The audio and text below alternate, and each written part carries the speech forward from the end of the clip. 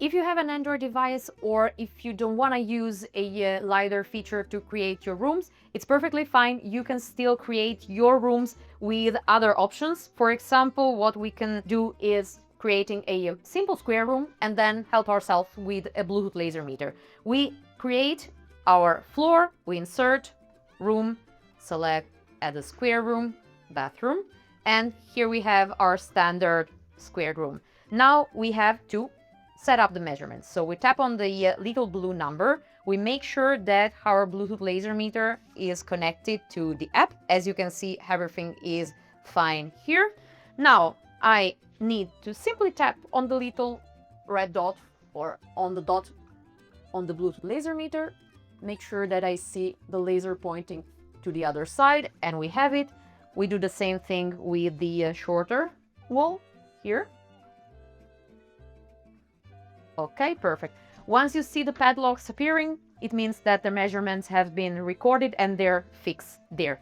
Now we can add details to our bathroom. For example, here we can insert the door that you see behind my back. Here we go.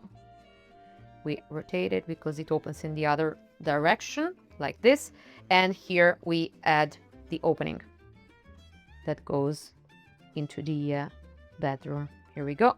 Like this, a bit wider. Okay, but we want to also add the sinks, of course. So we select the object and we go in plumbing. We select the object that we like here. We can resize it with the fingertips.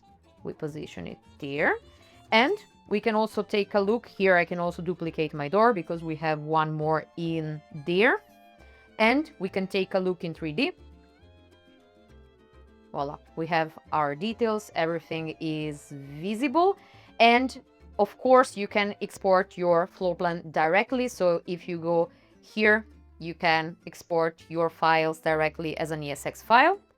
Proceed. Perfect. Then you get your file via email. Otherwise, you can simply export a report PDF and you will get your document ready with all the details.